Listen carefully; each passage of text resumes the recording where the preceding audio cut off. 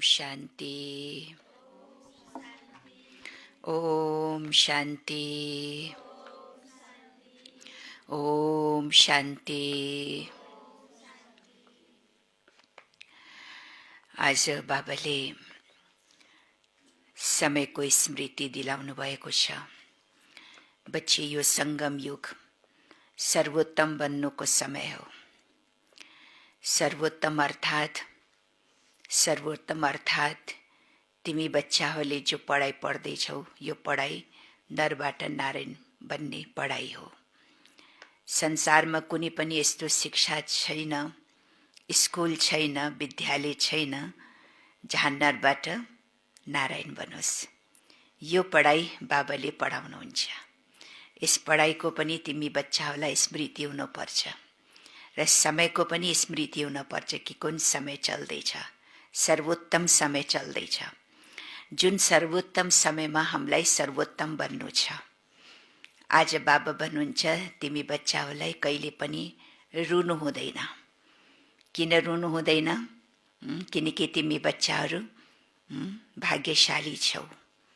यति भाग्यशाली आत्मा हो। जो बच्चा रुन्छन् त्यो आत्मा भाग्यशाली हुन सक्दैन। भाग्यशाली आत्मा कहिले पनि रुँदैन। हर परिस्थिति, हर घटना, हर स्थितिमा तिमी समान हुनुपर्छ। तिम्रो अवस्था अचल र अडोल हुनुपर्छ, होइन? अगर जो रुन्छन्, कुनै पनि अवस्थामा स्थितिमा रुन्छन् भने त्यो आत्मालाई के भन्न सकिन्छ र, होइन? त्यही भएर सदा यो याद राखो कि हर परिस्थितिमा मलाई खुश हुनु छ। कुनै पनि अवस्थामा रुनु छैन। कोही मेरो मित्र सम्बन्धी नजदिक परिवारले शरीर छोड्छ भने कतिपय आत्मा दुखी हुन्छ, होइन? तर तिमी बच्चाहरूलाई यो ज्ञान छ, यो स्मृति छ कि हरेक आत्माको आफ्नो आफ्नो पाठ छ, होइन? हरेक आत्माले यो सृष्टि रूपी रङ्गमञ्चमा पाठ बजाउँदैछन्। त्यो पाठलाई देखेर खुसी हुनुपर्छ।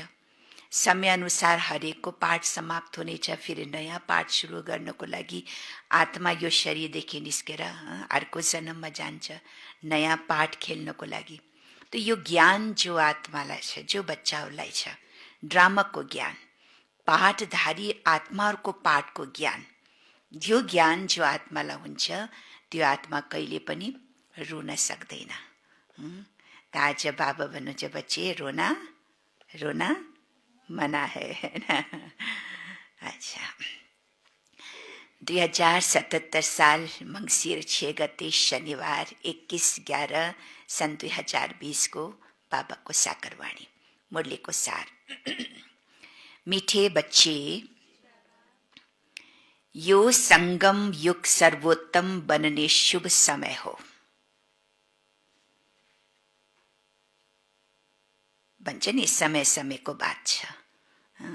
हर समय शुभ हुँदैन, कोही कोही समय मात्रै शुभ हुन्छ। त अहिले जो समय हामीलाई मिलेको छ यो संगम युग, यो हो सर्वोत्तम बन्ने शुभ समय हो। किनकि यसै समयमा बाबाले तिमीलाई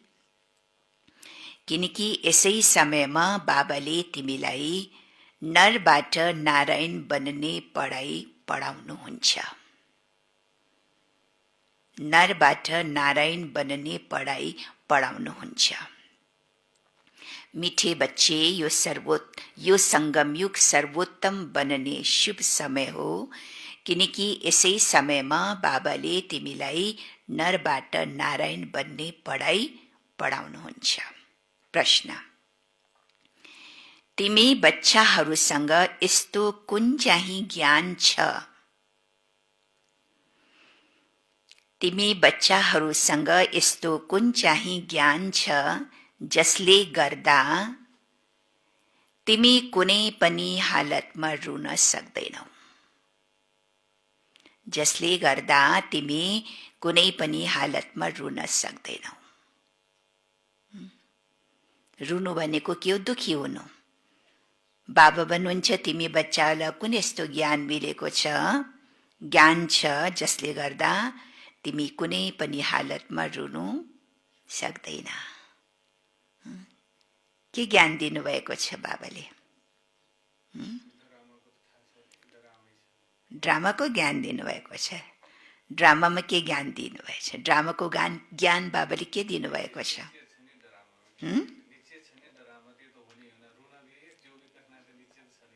अच्छा, निश्चित छ, त्यही भएर रुनु हुँदैन। उत्तर: तिमीसँग यो बनी बनाऊ ड्रामाको ज्ञान छ। तिमीसँग यो बनी बनाऊ ड्रामाको ज्ञान छ। तिमीलाई थाहा छ यसमा हरेक आत्माको आफ्नो पाठ छ। यसमा हरेक आत्माको आफ्नो पाठ छ। बाबाले हामीलाई सुखको वर्षा दिइरहनु भएको छ।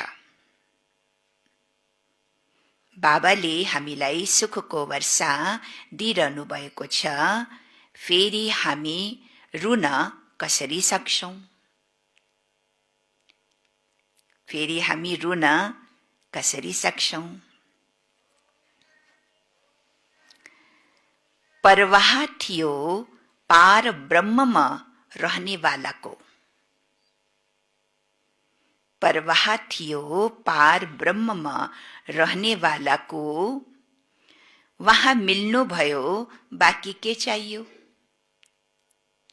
वहाँ मिल्नुभयो, बाँकी के चाहियो? भाग्यवान बच्चाहरू कहिले रुँदैनन्। भाग्यवान बच्चाहरू कहिले रुँदैनन्। त कुनै पनि हालतमा किन रुन सक्दैनौ? जसलाई 3 कुराको स्मृति हुन्छ। उत्तर के थियो? 3 कुराको के स्मृति हुन पर्छ? एक त ड्रामाको ज्ञान। हरेक आत्माले आफ्नो आफ्नो पाठ बजाउँदैछन्। कुनै पनि आत्माको पाठ देखेर हामीले त्यसमा संकल्प चलाउनु हुँदैन। चाहे त्यो राम्रो पाठ हो, चाहे नराम्रो पाठ हो। हरेकले आफ्नो आफ्नो पाठ बजाउँदैछ। कसैलाई नेगेटिभ रोल मिल्छ, कसैलाई पोजिटिभ रोल मिल्छ। रोल त सबैलाई पोजिटिभ त मिल्दैन, नेगेटिभ पनि त रोल मिल्न पर्यो हैन। कसैको नेगेटिभ रोल छ, कसैको पोजिटिभ रोल छ। कोही अच्छा छ, कोही नराम्रो छन् हैन। त हरेक आत्माको पाठ देखेर जो एकदम निश्चिन्त हुन्छ, उसलाई कहिले कुनै पनि हालतमा अफसोस हुन सक्दैन, रुन सक्दैन। दोस्रो बाबा भन्नुहुन्छ तिमीलाई आफ्नो प्राप्तिको नशा। बाबाले मलाई के दिनुहुन्छ? प्राप्तिको नशा हैन। जसलाई प्राप्ति याद छ। संगम युगमा बाबाले हामी बच्चाहरूलाई के प्राप्ति गराउनु भएको छ। मैले यस जीवनमा जो मैले यो भाग्यशाली जीवन पाएको छु, वरदानी जीवन पाएको छु, यस वरदानी जीवनमा बाबाले मलाई के दिनुभएको छ? सुखको वर्षा, कस्तो प्रकारको सुखको वर्षा बाबाले मलाई दिनुभएको छ, त्यो याद रहेमा पनि मलाई कहिले पनि रुन आउँदैन। तेस्रो आफ्नो भाग्यको माथि नशा हैन। आफूलाई सदा भाग्यशाली आत्मा सम्झिनु पर्छ। म कुन आत्मा हुँ? भाग्यशाली आत्मा हो, किनकि भगवानले मलाई चुन्नु भएको छ। भगवानले आफ्नो बच्चा बनाउनु भएको छ। बाबाले हामीलाई आफ्नो नजरमा, दिलमा राख्नु भएको छ। विशेष महात्मालाई नरबाट नारायण बनाउनको लागि बाबाले मलाई पढाउँदै हुनुहुन्छ। त यो भाग्य सदा स्मृतिमा रह्यो भने कहिले पनि रुन सक्दैन हामी आत्मा हैन। त कसरी? एक त ड्रामा याद रहोस्, दोस्रो प्राप्ति याद रहोस्, तेस्रो आफ्नो भाग्यको नशा रहोस्। ओम शान्ति। रुहानी बाबा बसेर बच्चाहरूलाई एउटा कुरा सम्झाउनुहुन्छ। चित्रहरूमा यस्तो लेख्नु छ, त्रिमूर्ति शिव बाबाले बच्चाहरूप्रति सम्झाउनुहुन्छ। तिमीले पनि कसैलाई सम्झाउँछन् भने तिमी आत्माले भन्छौ, शिव बाबाले यसो भन्नुहुन्छ। यो कसले सुनाए, कसले भने, कसले दियो ज्ञान? शिव बाबाले यसो भन्नुहुन्छ। यी बाबाले पनि भन्छन्, बाबाले तिमीलाई सम्झाउनुहुन्छ। यहाँ मनुष्यले मनुष्यलाई सम्झाउँदैनन्, बरु परमात्माले आत्माहरूलाई सम्झाउनुहुन्छ वा आत्माले आत्मालाई सम्झाउँछन्। ज्ञान सागर त शिव बाबा नै हुनुहुन्छ। वहाँ हुनुहुन्छ रुहानी बाबा जसलाई बेहदको बाबा पनि भनिन्छ। यस समयमा रुहानी बच्चाहरूलाई रुहानी बाबाबाट वर्षा मिल्छ। जिस्मानी अहंकार छोड्नु पर्छ। रुहानियतको स्मृति जोला छ उसलाई कहिले पनि अहंकार आउन सक्दैन। अहंकार तब आउँछ जब जिस्मको प्रति भाव राख्छ, हैन? जिस्मको प्रति उसलाई याद रहन्छ, स्मृति रहन्छ, जिस्मको प्रति नै उसलाई लेनदेन हुन्छ, त्यो भावना हुन्छ, तब उसलाई अहंकार आउँछ। हरेक चीजको अहंकार छ नि मनुष्यमा। कसैलाई पढाइको अहंकार, कसैलाई पदको अहंकार, कसैलाई आफ्नो ज्ञानको अहंकार, कसैलाई धन सम्पत्तिको अहंकार, कसैलाई रूपको अहंकार, कति प्रकारको अहंकार छ। कसैलाई सूक्ष्म पनि अहंकार हुन्छ, हैन? ज्ञानी बच्चालाई पनि कतिलाई त ज्ञानको पनि बडा अहंकार हुन्छ कि मेरोमा कति ज्ञान छ, मैले कति राम्रो ज्ञान सुनाउन सक्छु। यो पनि त सूक्ष्म अहंकार भयो, हैन? त अगर जिस्मानी भाव राख्छ, जिस्मानी दृष्टि हुन्छ, रुहानियतको भावना हुँदैन भने त्यहाँ अहंकार हुन्छ। त बाबा भन्नुहुन्छ जिस्मानी अहंकार यहाँ छोड्नु पर्छ। यसै समयमा तिमी देही अभिमानी बनेर बाबालाई याद गर्नु छ। कर्म पनि ठिकै छ गर, धन्दा आदि चलाइराख। बाँकी जति समय मिल्छ आफूलाई आत्मा सम्झेर बाबालाई याद गर्यो भने विकर्म विनाश हुन्छ। तिमीलाई थाहा छ शिव बाबा इनमा आउनु भएको छ। शिव बाबा इनमा ब्रह्मा बाबामा आउनु भएको छ। वहाँ सत्य हुनुहुन्छ, चैतन्य हुनुहुन्छ, सतचित आनन्द स्वरूप भन्छन्। भक्ति मार्गमा पनि भगवानको महिमा गाएको छ। भगवान चैतन्य सत्यचित आनन्द स्वरूप छ, हैन? यो भगवानको महिमा छ। ब्रह्मा विष्णु शंकर अथवा कोही पनि मनुष्य मात्रको यो महिमा हुन सक्दैन। देवी देवताहरूलाई पनि सत्यचित आनन्द स्वरूप भन्न मिल्दैन र मनुष्यको या गुरुको कुनैको पनि यो महिमा हुन सक्दैन। सत्यचित आनन्द स्वरूप।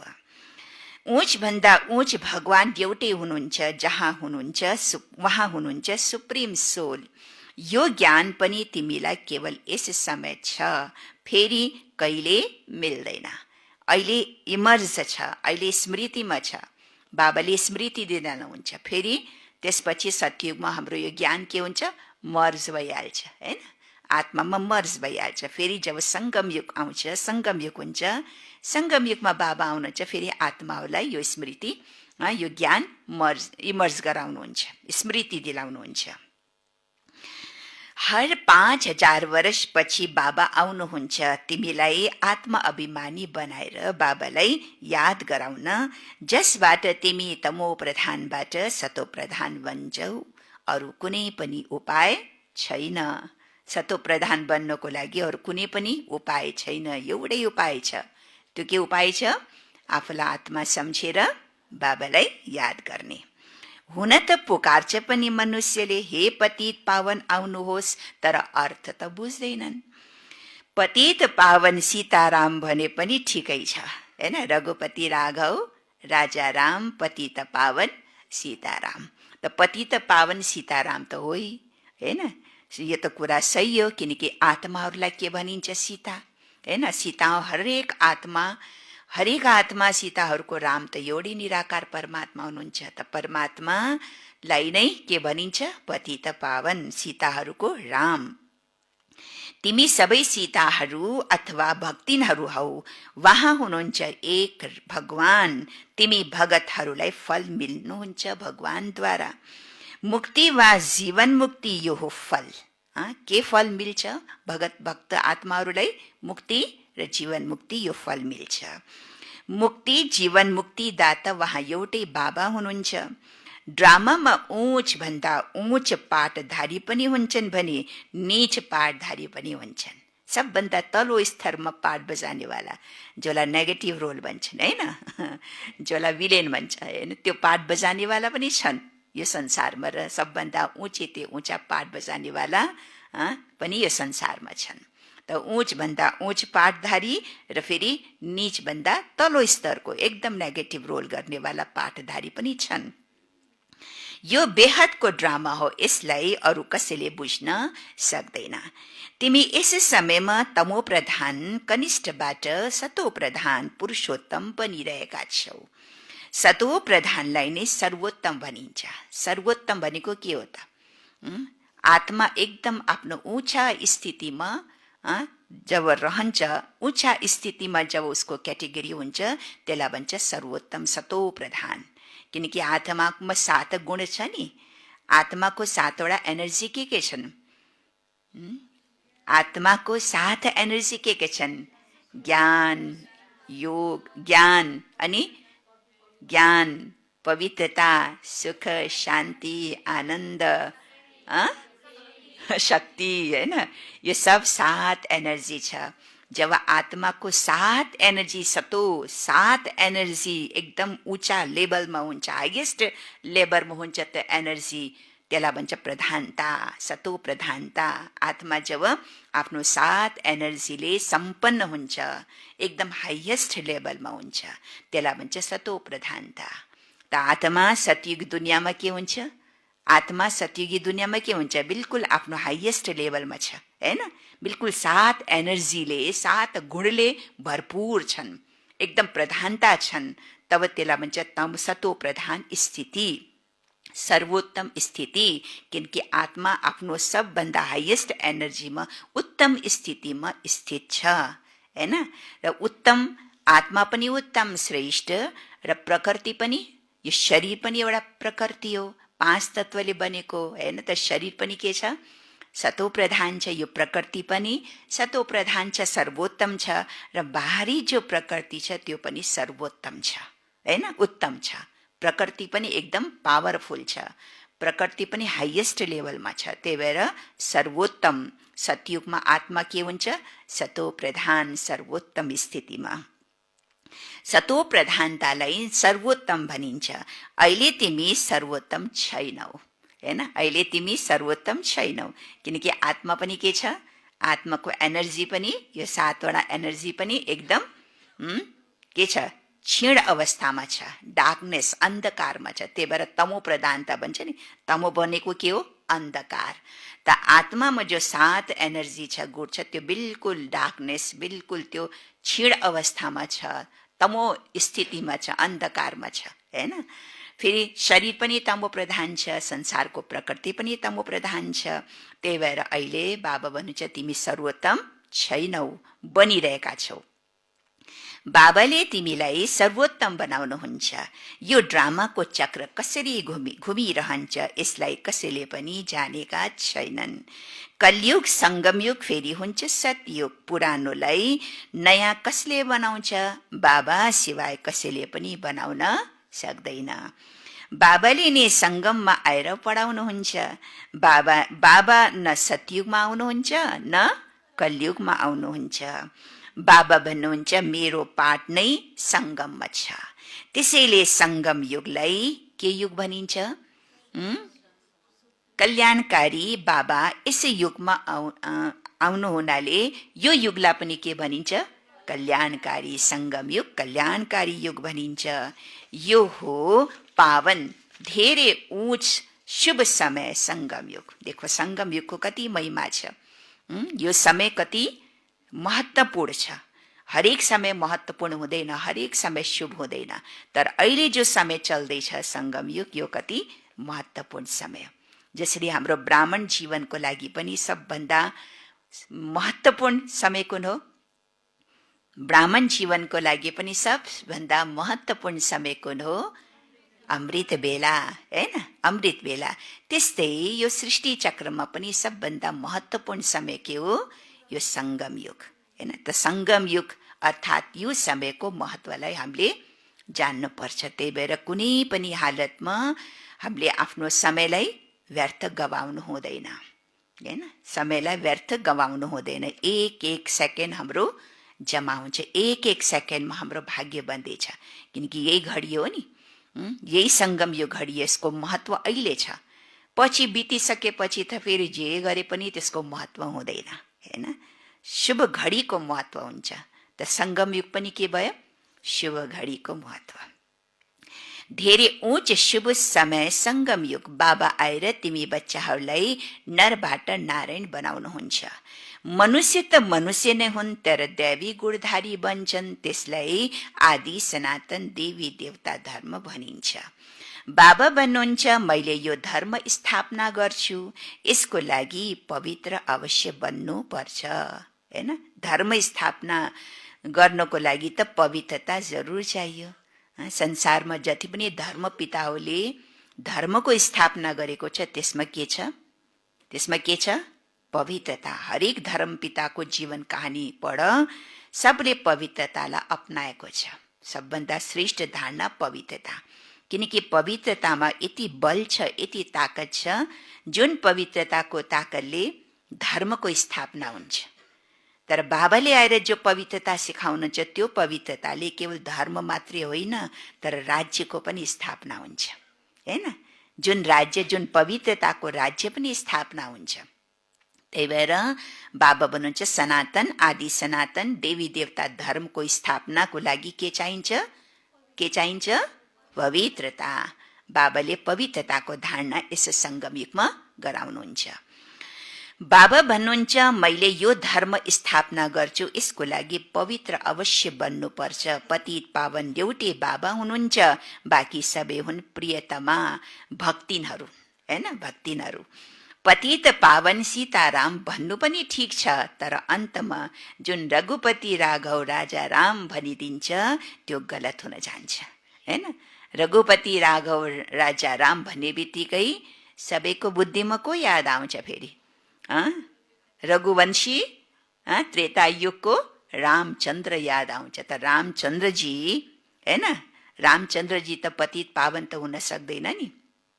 हैन, रघुपति राजा रामचन्द्रजी पतित पावन हुन सक्दैन। सीता हो का राम? हैन, हरेक सीताहरूको राम निराकार परमात्मा ऊ पतित पावन हो। त यो जो भन्छन् शब्द भजनमा, यो बाबा हुन्छ गलत हुन जान्छ।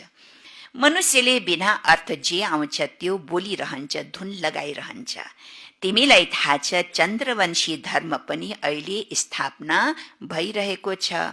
बाबा आएर ब्राह्मण कुलको स्थापना गर्नुहुन्छ।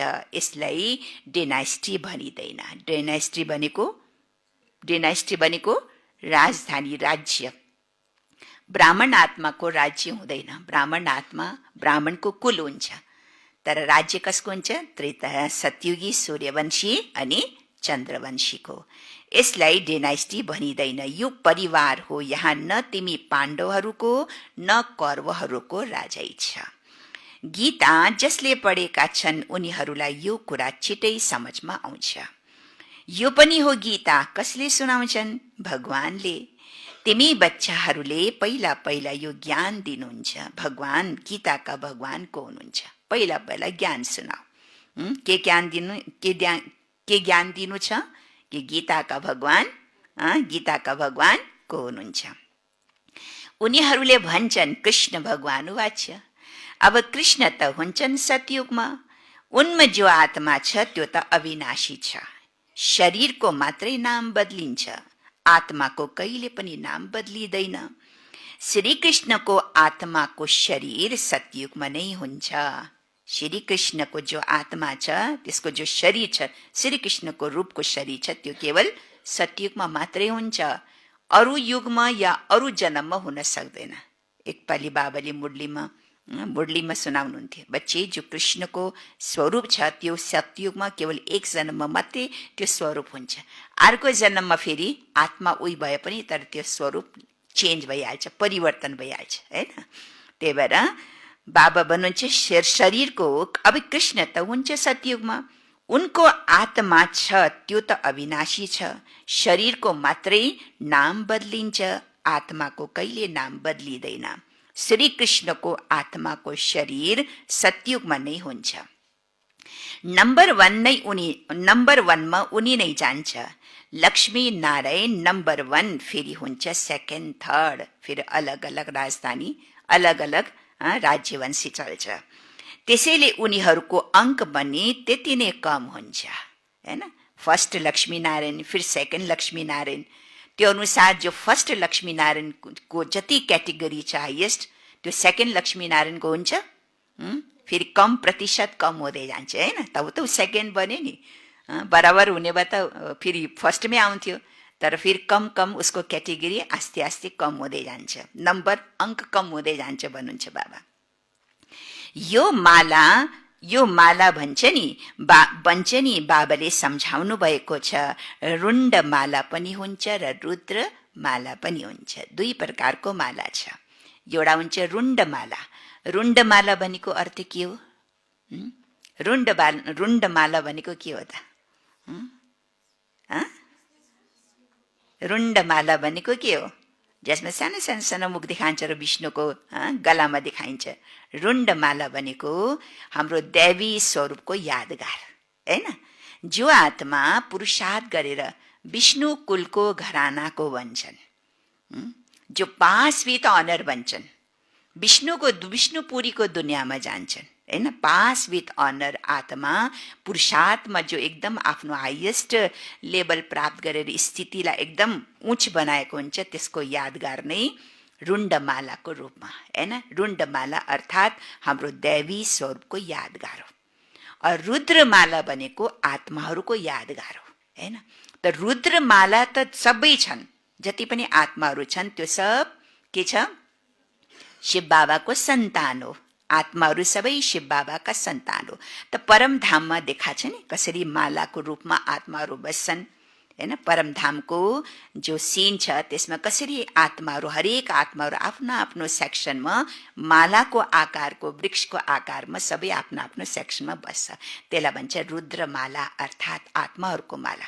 आत्माहरूको माला त सबै बन्न सक्छ, तर रुण्ड मालामा को आउन सक्छ?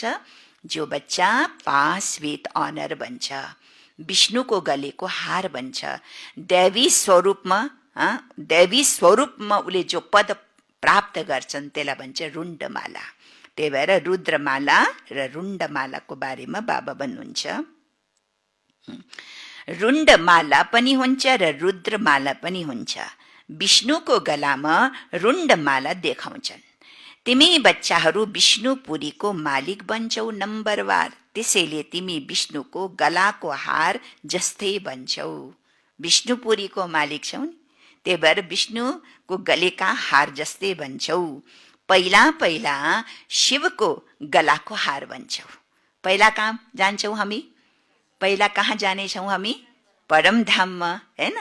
परमात्माको पासमा हामी सबै आत्मा पहिला रुद्रमाला बन्छौ, बाबाको पासमा जानेछौँ।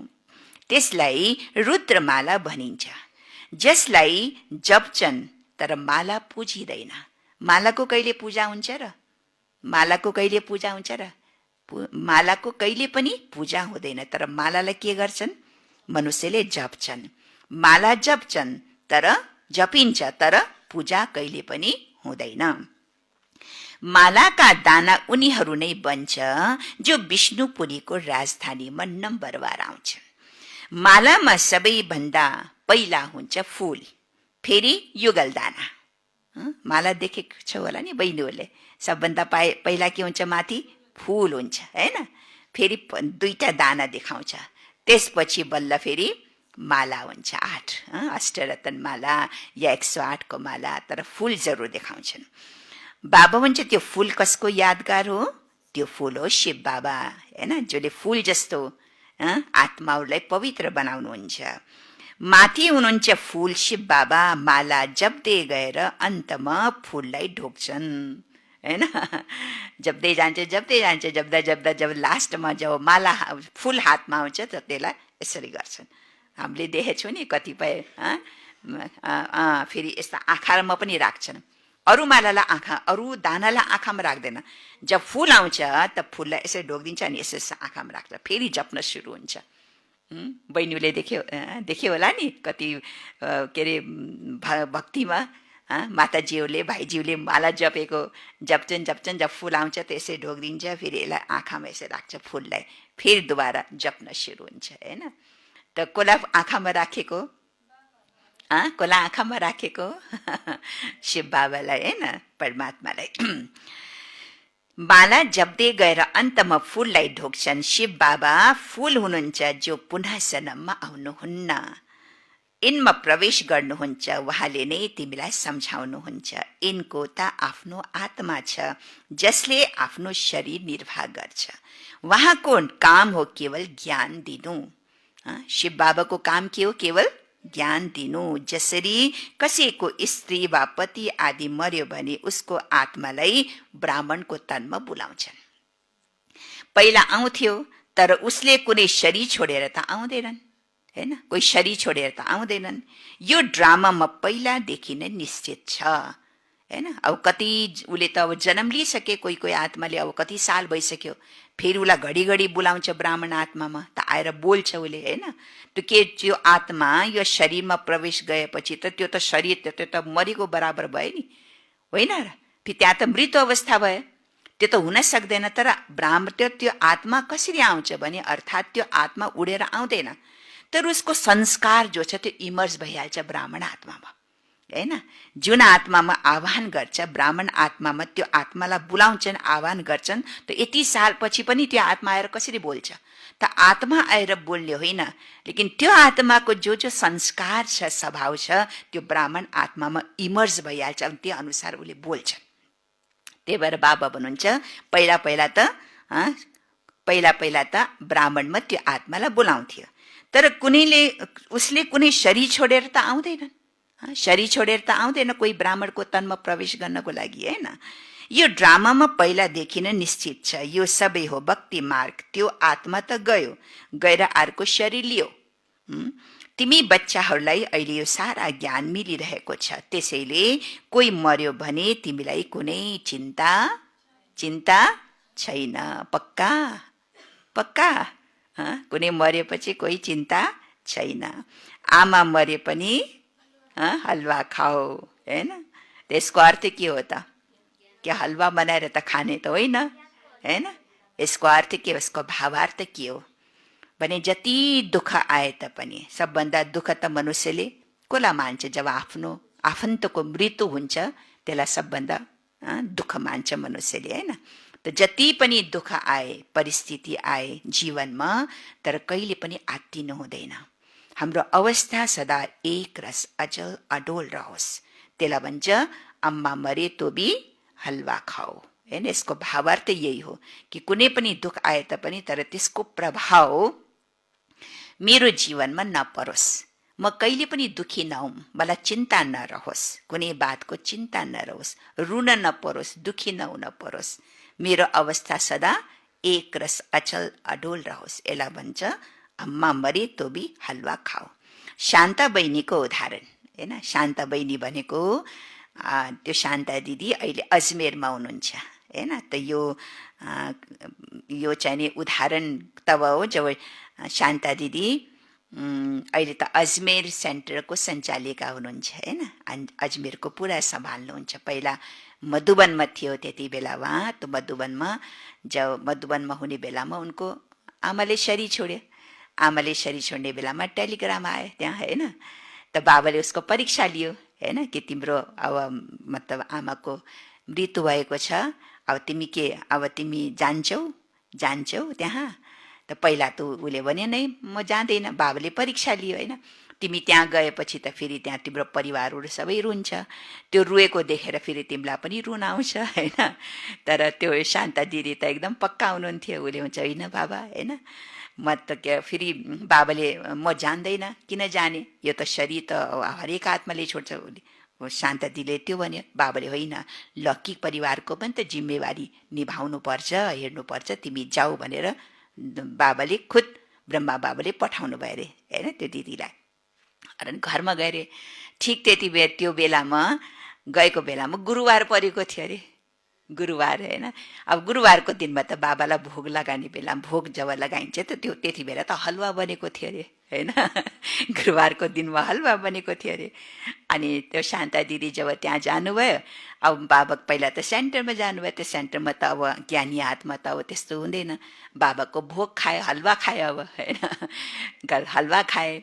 अनि उसले शान्ता दिदीले बाबालाई फोन गरे, बाबा यहाँ त हलुवा बनेको छ, होइन? गुरुवारको दिन यहाँ त हलुवा बनेको छ, मैले त हलुवा खाएँ।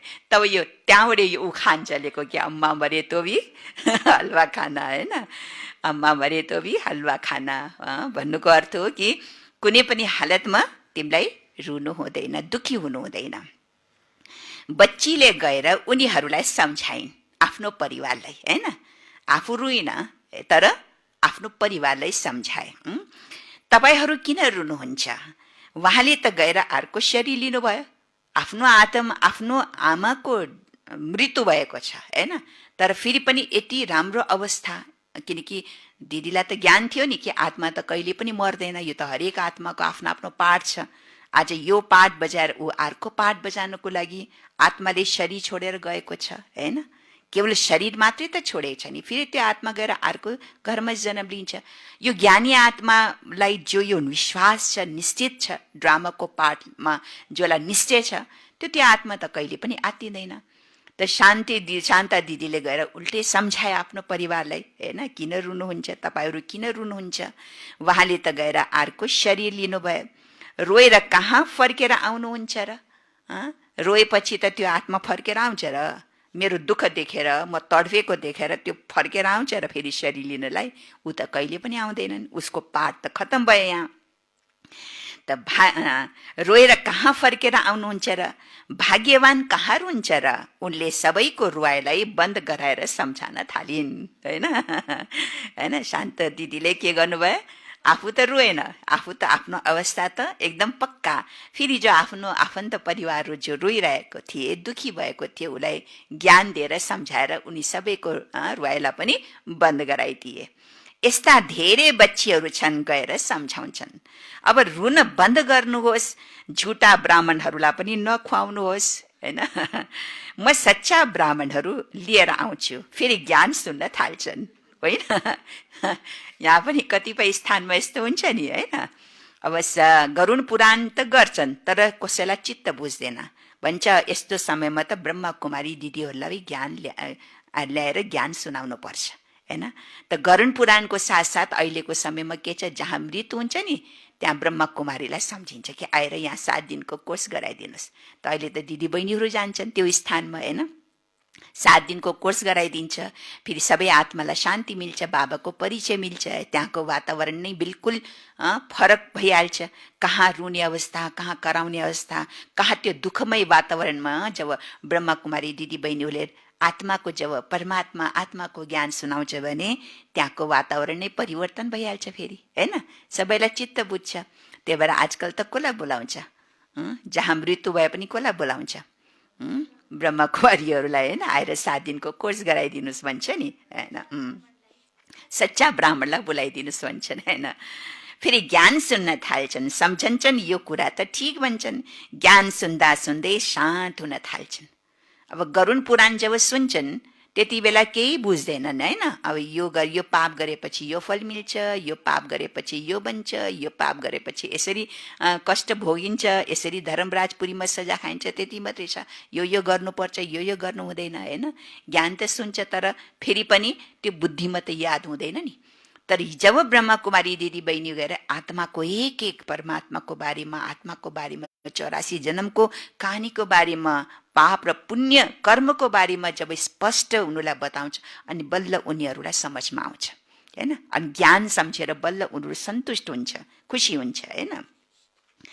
ज्ञान सुन्दा सुन्दै शान्त हुन थाल्छन्। 7 दिनको लागि कुनै भागवत आदि सुनाउने कार्यक्रम राख्छन् र पनि मनुष्यको दुःख दूर हुँदैन, हैन। दुःख दूर हुँदैन, राख्छ नि। 7 दिन भागवत सुन्छन्, कसैले गरुण पुराण सुन्छन्, तब पनि कहाँ उनीहरूको दुःख दूर हुन्छ र? कहाँ उनीहरूलाई शान्ति पाइन्छ र, हैन।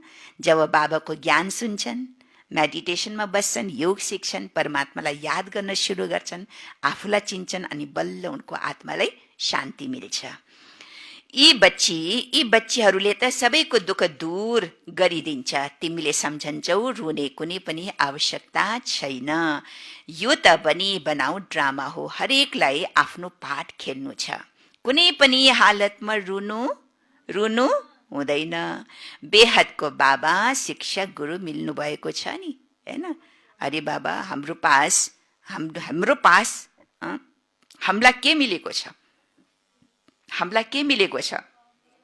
बेहदका बाबा जो कहिले पनि हामीलाई साथ छोड्न सक्दैन, देहधारीले त फेरि पनि साथ छोडेर जान सक्छ, तर बेहदका बाबा कहिले पनि, भले हामीले भले साथ छोड्न सक्ला, तर बेहदका बाबाले हाम्रो हात र साथ कहिले पनि छोड्नु हुँदैन। यस्तो बाबा हामीलाई मिलेको छ। बेहदको शिक्षक जसले रोज हामीलाई पढाउनुहुन्छ, यति महान शिक्षा हामीलाई दिइरहनु भएको छ, यस्तो शिक्षकले पनि हामीलाई कहिले पनि साथ छोड्नुहुन्न, होइन? अरू बेहदका सतगुरु जसले हामीलाई सँगै सँगै साथमा लिएर जानुहुन्छ पावन बनाएर। जब यत्रो बेहदका बाप, टिचर, सतगुरु मिलेको छ भने किन रुने त? रुनुको आवश्यकता किन भन्नुहुन्छ बाबा? जसको लागि तिमीले यति धक्का खाइरहेको छौ, पार ब्रह्ममा रहनेवाला परमपिता परमात्मा मिल्नुभयो त बाँकी के चाहियो? जसको खोजी थियो, जसको खोज गर्थिए, हैन? जसलाई पाउनुको लागि कहाँ कहाँ भट्किए, गुफा कन्द्रामा कति जप तप भक्ति गरे, कसलाई पाउनको लागि? कसलाई पाउनको लागि? परमात्मालाई। जो परमात्मा हाम्रो सन्मुख हुनुहुन्छ भने फेरि हामीलाई रुनु पर्ने किन आवश्यकता भन्नुहुन्छ बाबा। बाबाले दिनुहुन्छ नै सुखको वर्षा, तिमीले बाबालाई भुल्छौ, त्यसैले रुनु पर्छ, हैन? किन रुन आउँछ बिन्दु बहन? किन रुन मन लाग्छ कसैलाई, हैन? जब तिमीले बाबालाई भुल्छौ, बाबालाई याद गर्यो भने खुसी हुन्छ। हो, म त विश्वको मालिक बन्छु, हैन खड्का भाइ? कहिले रुन आउँछ र? कहिले रुन आउँछ र? रुन पनि त दुई प्रकारको हुन्छ नि, एउटा मनको रुने, एउटा आँखाको रुने। कसैलाई आँखामा आँसु आउँदैन, तर मनमा यति पीडा हुन्छ, त्यो मनको पीडा पनि त के भयो? मनको पीडा पनि रुनु जस्तै भयो नि, होइन? त्यही भएर मनको पीडा हुनु र एउटा आँखाको पीडा हुनु, होइन? यो दुईटा पीडा नै के हो? रुनु हो। त्यही भएर बाबा भन्छ सदा खुसी हुनुपर्छ। हो, म त विश्वको मालिक बन्छु, फेरि 21 पिँढी कहिले रुने छैनौ। 21 पिँढी अर्थात् पुरा बुढो हुँदासम्म अकालमा मृत्यु हुँदैन। त्यसैले भित्र कति गुप्त खुसी हुनुपर्छ। तिमीलाई थाहा छ, हामीले मायालाई जितेर जगत जीत बन्छौँ। हतियार आदिको कुनै कुरा होइन। तिमी हौ शिव शक्ति, तिमीसँग छ ज्ञान कटारी, ज्ञान बाण। के छ तिम्रो हतियार? ज्ञानको कटारी, ज्ञान बाण। उनीहरूले फेरि भक्ति मार्गमा देवीहरूलाई स्थूल बाण, खडक आदि दिएका छन्। बाबा भन्नुहुन्छ ज्ञान तरवालद्वारा विकारलाई जित्नु छ। बाँकी देवीहरू कुनै हिंसक कहाँ हुन् र? देवी कुनै हिंसक कहाँ हुन्छ र? उनको हातमा जो तलवार दिखाइदिए। यो सबै हो भक्ति मार्ग। साधु सन्त आदि हुन् निवृत्ति मार्गका, उनीहरूले प्रवृत्ति मार्गलाई मान्दैनन्। तिमीले त सन्यास गर्छौ सारा पुराना दुनियाँको, पुराना शरीरको। बाबालाई याद गर्यो भने आत्मा पवित्र हुँदै जान्छन्। ज्ञानको संस्कार लिएर जान्छौ, त्यसै अनुसार नयाँ दुनियाँमा जन्म लिन्छौ। यदि यहाँ जन्म लियो भने पनि कुनै राम्रो घरमा, राजाको पासमा वा धार्मिक घरमा त्यो संस्कार लिएर जान्छ। या त हामी अन्तिम समयमा रहेर बल्ल हाम्रो जन्म कहाँ हुनेछ? सतयुगी नयाँ दुनियाँमा जन्म हुनेछ, होइन? तर अहिले अचानक अगर कसैले ज्ञानी आत्मा, ब्राह्मण आत्मा, श्रेष्ठ आत्माले शरीर छोड्छ भने यही दुनियाँमा जन्म लिन पर्छ, किनकि सङ्गम युग त खतम भएको छैन। यही दुनियाँमा जन्म लिए तापनि उसको जन्म कहाँ हुनेछ? राम्रो कुलमा, राजाई घरमा या धार्मिक परिवारमा, होइन? कोही राजाको पास जन्म लिन्छ या धार्मिक परिवारमा जन्म लिन्छ। सबैलाई प्यारो लाग्छन्, भन्छन् यी त देवी हुन्, होइन? अगर कन्याले जन्म लिन्छ भने सब परिवारले के महसुस गर्छन्? उनलाई सबलाई यो भासना आउँछ कि मेरो घरमा देवीले जन्म लियो, होइन? सबैलाई, किनकि उसको भाइब्रेसन, ऊ ज्ञानी आत्मा हो नि। ज्ञानी आत्मा, श्रेष्ठ धारणायुक्त पवित्र आत्माले जसको घरमा जन्म लिन्छ, कन्या रूपमा जन्म लिन्छ भने उसको जन्मदेखि नै परिवारमा यत्रो भाइब्रेसन, यस्तो वायुमण्डल बन्छ, यसरी भाइब्रेसन भासना आउँछ परिवारवालालाई। उसले के सम्झिन्छ? हाम्रो घरमा कसले जन्म लियो?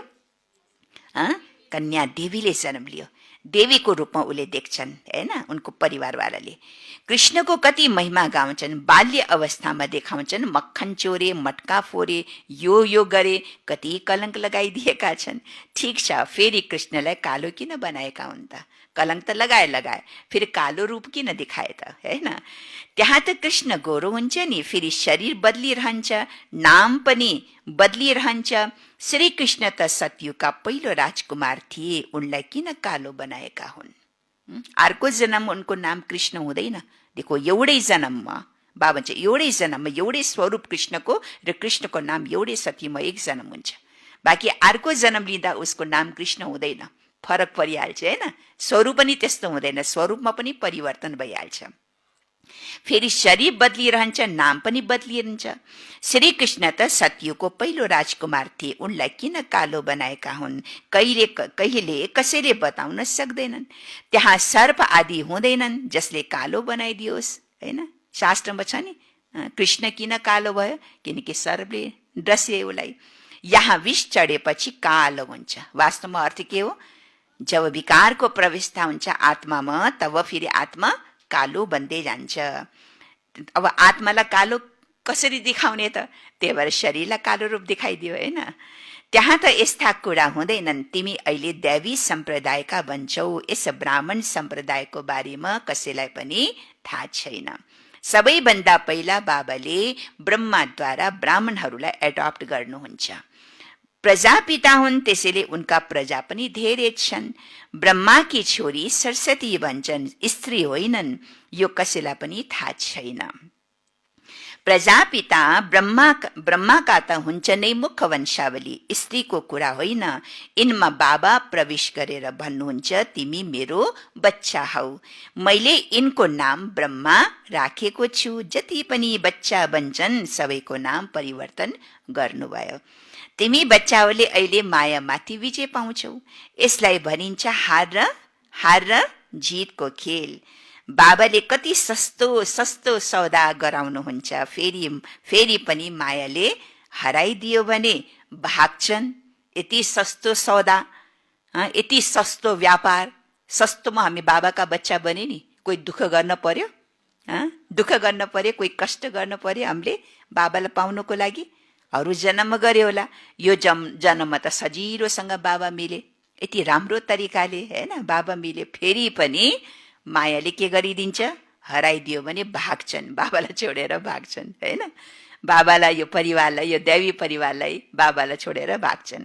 5 विकार रूपी मायाले हराउँछन्। जसमा 5 विकार छन् उनीहरूलाई नै आसुरी सम्प्रदाय भनिन्छ। मन्दिरमा देवीहरूको अगाडि पनि गएर महिमा गाउँछन्, हजुर त सर्वगुण सम्पन्न हो। बाबाले तिमी बच्चाहरूलाई सम्झाउनुहुन्छ, तिमी नै पूज्य देवता थियो, फेरि 63 जन्म तिमी पुजारी बन्यौ। अब फेरि तिमीलाई के बन्नु छ? पूज्य बन्नु छ। बाबाले पूज्य बनाउनुहुन्छ, रावणले पुजारी बनाउँछन्। यी कुरा कुनै शास्त्रमा त छैनन्। बाबाले कहाँ शास्त्र पढ्नु भएको छ र? उहाँ त हुनुहुन्छ नै ज्ञानका सागर। आज संसारमा जति पनि मनुष्यले ज्ञान पाएका छन् त्यसै ज्ञान पाउँदैन। कुनै न कुनै चिजको अध्ययन गरेर बल्ल उनी ज्ञानी आत्मा बन्छन् होइन, विद्वान बन्छन्। त्यसै विद्वान बनिहाल्छन्। जन्मने बित्तिकै विद्वान बन्छ र नै? कुनै न कुनै चिजको उनीले रिसर्च गर्छ होइन, पढाइ पढ्छ, त्यो चिजमा उनी ट्यालेन्ट हुन्छ, अनि बल्ल के भन्छ? विद्वान, विद्युत होइन, विद्युत बन्छन्। बाबा भन्नुहुन्छ, कुनै पनि शास्त्र पढेर अध्ययन गरेर शिक्षा पाएर बल्ल उनीहरू विद्वान बन्छन्, ज्ञानी बन्छन्। तर बाबाले कुनै शास्त्र पढ्नुहुन्छ र? शास्त्र पढेर सुनाउनुहुन्छ र? हुँदैन। उहाँ त हुनुहुन्छ नै ज्ञानको सागर। बाबालाई कुनै पनि पढ्नु पर्दैन, कुनै पनि किताब शास्त्र आदि पढ्नु पर्दैन। बाबाले कहाँ शास्त्र पढ्नु भएको छ र? उहाँ त हुनुहुन्छ नै ज्ञानको सागर, वर्ल्ड अलमाइटी अथोरिटी।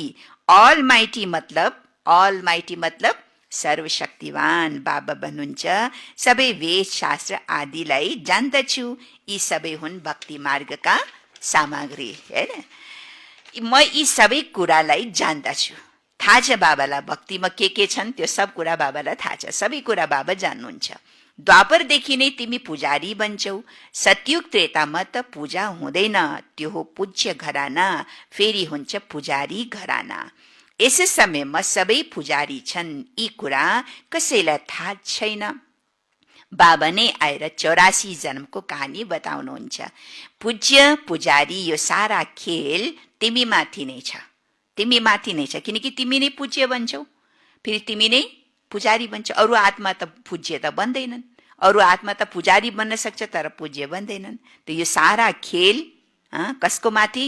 हामी आत्माहरूको माथि निर्धारित छ, हैन, निर्धारित छ। हामी नै पूज्य बन्छौँ, हामी नै पुजारी बन्छौँ। हिन्दू धर्म भनिदिन्छन्, वास्तवमा त यहाँ आदि सनातन देवी देवता धर्म थियो, न कि हिन्दू। कति कुरा सम्झाउनु पर्छ। यो पढाइ हो नै सेकेन्डको, फेरि पनि कति समय लाग्छ। 1 सेकेन्डको पढाइ राजा कति वर्ष भयो पढ्दा पढ्दा? पढ्दा पढ्दा कति वर्ष भयो? कति वर्ष भयो? सङ्गमयुग कति वर्ष भयो? 85 वर्ष। अच्छा, 85 हो, 84 85 वर्ष भयो, हैन? 84 जन्म पनि पुराउन थाल्यो, हैन? अच्छा, फेरि पनि कति समय लाग्छ। भन्छन् सागरलाई मसी बनायो, सारा जङ्गललाई कलम बनायो भने पनि पुरा पुरा हुन सक्दैन। यति अथाह ज्ञान छ, हैन? यति अथाह, यति बेहदको ज्ञान छ बाबामा। अन्तसम्म तिमीलाई ज्ञान सुनाइरहन्छु, अन्तसम्म। जबसम्म सङ्गम यो खत्म हुँदैन, विनाशको प्रक्रिया सुरु हुँदैन, तबसम्म बाबाले हामीलाई यो ज्ञान सुनाइरहनुहुन्छ। तिमीले यसको किताब पनि बनाउँछौ। सुरुमा पनि बाबाले सबेरे सबेरे लेख्नुहुन्थ्यो, फेरि मम्माले सुनाउँथिन्। त्यस समयदेखि छाप्दै आयो। कति कागज सकियो होला, कति डायरी। बाबाको ज्ञान यति बेहदको छ, हैन? सबै डायरीमा नोट गर्छ, कति डायरी सकियो होला, कति किताब कपी सकियो होला। गीता त एउटै यति सानो छ, गीताको लकेट पनि बनाउँछन्। गीताको धेरै प्रभाव छ, थाहा छ? जो गीतामा, अरे गोरखपुरमा गीता प्रेस छ नि, गीता प्रेस, जहाँ पुरा गीताको मात्रै किताब छाप्छ। गीता प्रेस प्रसिद्ध छ भारतमा, गोरखपुरको गीता प्रेस प्रसिद्ध छ। सबै गीताहरूको शास्त्रहरूको त्यहाँ छ। त्यहाँ गीताको जो मुख्य जो गीता छ, त्यसको किताब यति सानो छ, यति सानो छ गीता। बाँकी जो यति ठुल्ठुलो गीताहरू बनाएको छ, त्यो सब अरूले आफ्नो आफ्नो विचार मत मिलाएर आफ्ना भिन्न भिन्न गीता छ। कोही गान्धी गीता भन्छ, कोही रविन्द्रनाथ ट्यागोर गीता भन्छ, कोही विवेकानन्द गीता भन्छ। जो आफ्नो आफ्नो त्यो सानो ज्ञानलाई, त्यो सूक्ष्म ज्ञानलाई आफ्नो आफ्नो अर्थ बुझेर जसले एक्सप्लेन गर्छ, त्यो भावनालाई उनीहरूले शास्त्र बनाउँदै बनाउँदै ठुलो गीता भयो। वास्तवमा गीता त बडा सूक्ष्म छ, बहुत सानो।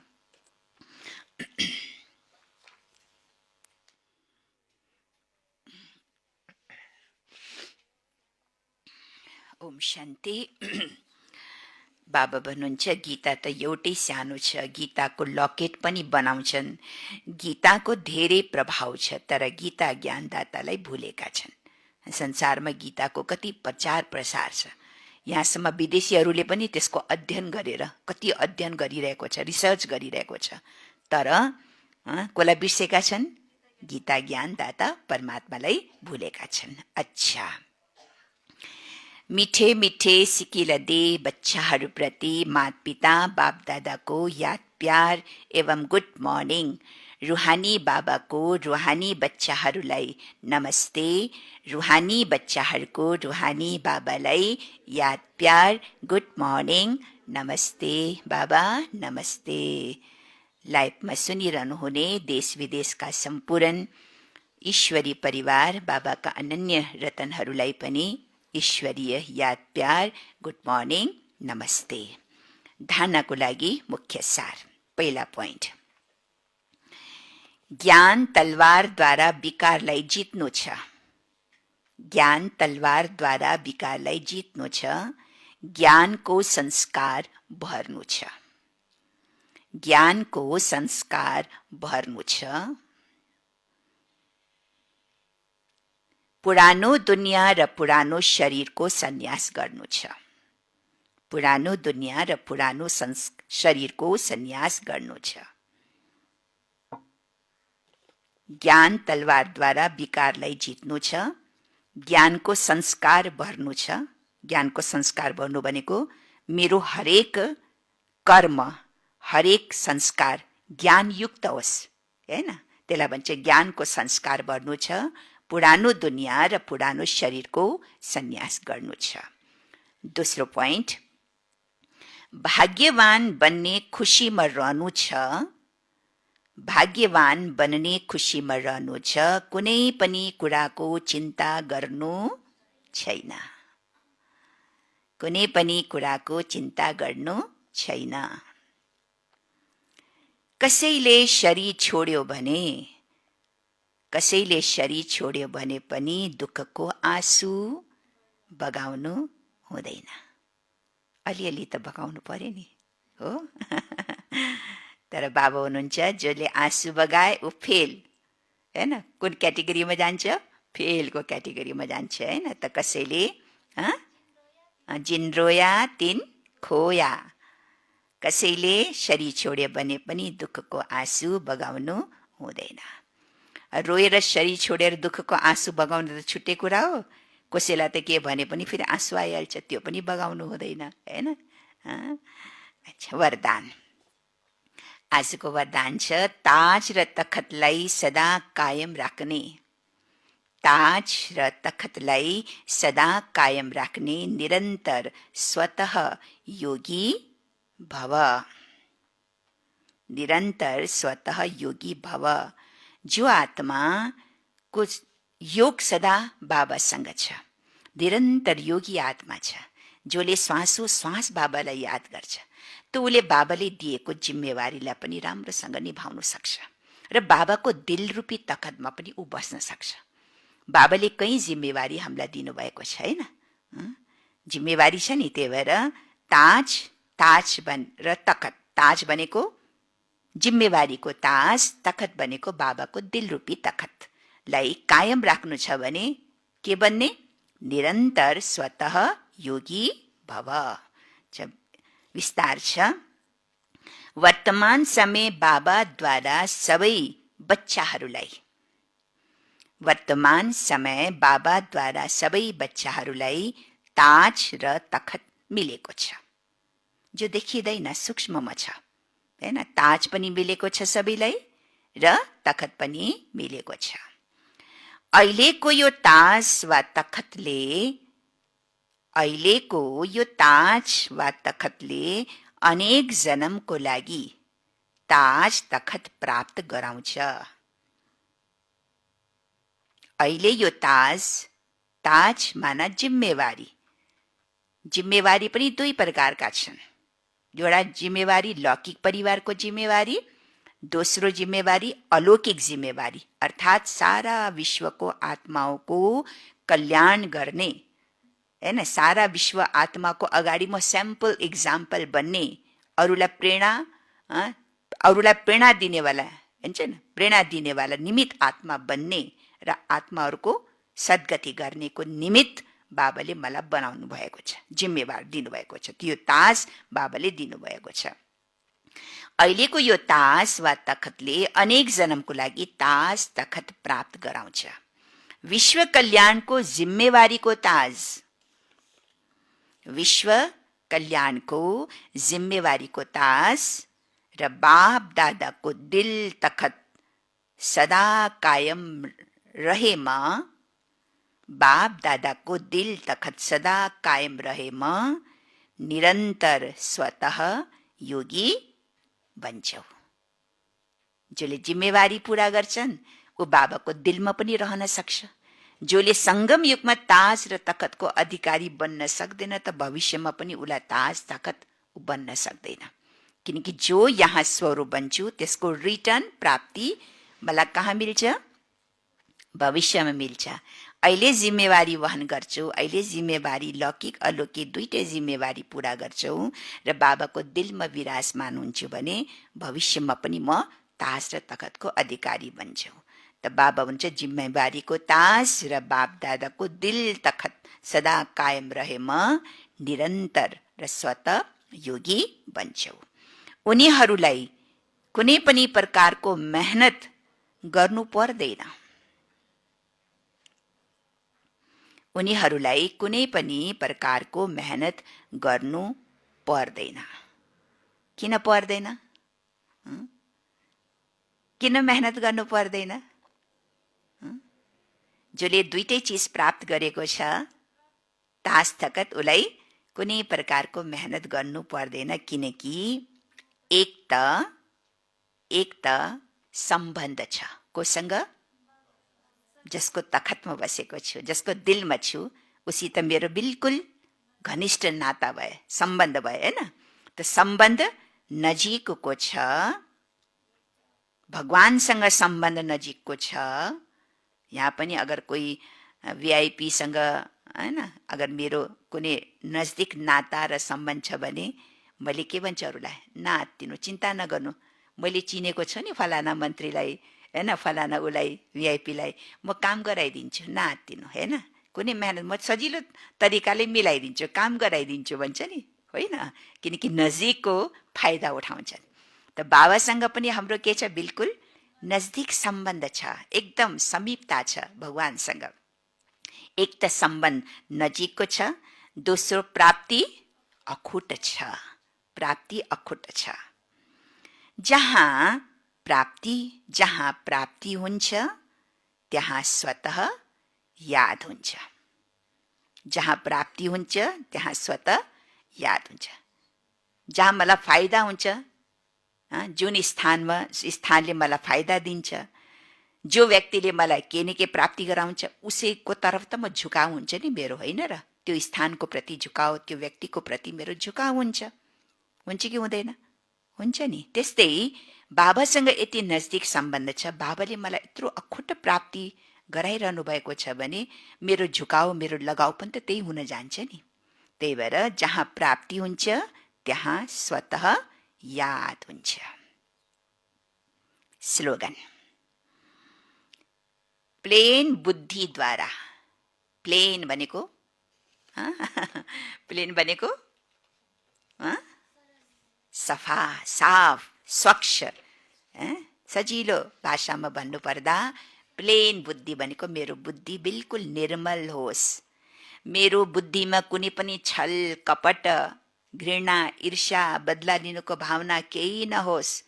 कसैको बोझ, कसैको संस्कार अनि कसैको गल्ती मेरो बुद्धिमा भरिएको नहोस्, बिल्कुल प्लेन होस्, सफा होस्। त प्लेन बुद्धिद्वारा प्लानलाई, जो मैले प्लान बनाउँछु, हैन, चाहे सेवाको प्लान, चाहे आफ्नो स्थिति बनाउनुको प्लान, पुरुषार्थको प्लान। प्लान त दुई प्रकारको हुन्छ नि। एउटा प्लान हुन्छ दिनचर्याको, म यो गर्नेछु, ऊ गर्नेछु, यो सेवा गर्नेछु, यो कार्यक्रम गर्नेछु, एक प्लान त्यो हुन्छ। एउटा प्लान हुन्छ आफ्नो स्थिति बनाउनुको, मैले आफ्नो स्थिति बनाउनुको लागि के पुरुषार्थ गर्ने, त्यो प्लान हुन्छ। त अगर मेरो बुद्धि प्लेन छ, साफ छ, स्वच्छ छ भने प्लानलाई व्यवहारमा ल्यायो भने सफलता अवश्य मिल्छ। बुद्धि प्लेन भए पो प्लान प्र्याक्टिकलमा आउँछ, होइन? बुद्धि सफा भए पो प्लान जो मैले बनाएको छु त्यो पनि पुरा हुन सक्छ। त्यही भएर बाबा कति राम्रो स्लोगन छ। बाबा भन्नुहुन्छ प्लेन बुद्धि यति साफ स्वच्छ राखो, सरल राखो, निर्मल राखो, ताकि प्लानलाई, जो मैले पुरुषार्थको लागि, स्थिति बनाउनको लागि जो मैले प्लान गर्छु, योजना बनाउँछु, त्यो योजनालाई व्यवहारमा ल्यायो भने बल्ल मलाई सफलता मिल्छ। अब बुद्धिमा भारी छ, बोझ छ, हैन, कुनै प्रकारको कमी कमजोरी छन्, व्यर्थ चिन्ताहरू छन्, अशुद्ध छन्, अस्वच्छता छन् भने मैले कुनै पनि कार्यको योजना अगर बनाउँछु या योजना मैले पूरा गर्न कोसिस गर्छु भने त्यसमा मलाई कहिले पनि सफलता मिल्दैन। सफलता मिल्नको लागि त पहिला बुद्धि के हुन पर्यो? स्वच्छ हुन पर्यो, अनि बल्ल योजनालाई कार्यमा लगाऊ। बुझ्यो नि स्लोगन? आजको मुरलीको सार, मिठे बच्चे, यो संगम युग के हो? सर्वोत्तम बन्ने शुभ समय हो, किनकि यसै समयमा बाबाले तिमीलाई नरबाट नारायण बन्ने पढाइ पढाउनुहुन्छ। कति सुन्दर समय छ। समयको फाइदा लिनुपर्छ। यो सिजन चल्दैछ, यो संगमको सिजन के हो? सङ्गम युगको सिजन हो आफ्नो भाग्य बनाउनेको सिजन। जति लुट्न छ लुटिहाल। जस्तो कुनै फलको मौसम हुन्छ, सब्जीको मौसम हुन्छ, हैन? हुन्छ कि होइन? अब अहिले के को सिजन छ? टमाटरको, गोबीको, हैन? सिजन छ नि त। सिजनमा त्यो फल फ्रुट सस्तो मिल्छ, हो कि होइन? 20 रुपियाँ किलो, 50 रुपियाँ किलो, 60 रुपियाँ किलो, हो कि होइन? टमाटर कति सस्तो मिल्छ। अगर सिजन गइहाल्छ भने त्यो सिजन, बिना सिजनको चिज किने पनि मलाई के हुन्छ? महँगो पर्छ, फेरि फ्रेस पनि हुँदैन। कोल्ड स्टोरमा राखेको चिज खानुपर्छ, त्यसले स्वास्थ्यलाई फाइदा हुँदैन, त्यसमा फेरि महँगो पनि पर्छ, हैन? त्यो महँगो चिज खान पर्छ। अब अहिले यो सङ्गमयुग समय पनि यो सिजन हो। के सिजन हो? भाग्य बनाउनुको सिजन हो, प्राप्ति गर्नुको सिजन हो। लुट सके त लुट, बाबा चाहिँ लुट सकेको लुट, जति लुट्न छ लुटो यो सिजनमा, हैन? जति भाग्य बनाउन छ बनाऊ, जति जे गर्नु छ यो जीवनमा, यो अमूल्य जे गर्नु छ गरिहालो। अब यो सिजन गएपछि, यो सर्वोत्तम सङ्गमयुग समय गएपछि पछि फेरि कहिले पनि यो फर्केर आउने छैन, यो समय पाउनेवाला छैन। त्यही भएर लुट सके त लुट, समयको फाइदा उठाउन छ भने उठाइहालो, प्राप्ति गर्न छ भने गरिहालो। त्यही भएर कहिले पनि अलबेलापन, आलस्य हैन, अलबेलापनले गर्दा, आलसले गर्दा आफ्नो भाग्यलाई हामीले कहिले पनि गुमाउनु हुँदैन। ठिक छ? त यो सङ्गमयुगको महत्त्वलाई हामीले चिन्नुपर्छ। ओम शान्ति, ओम शान्ति।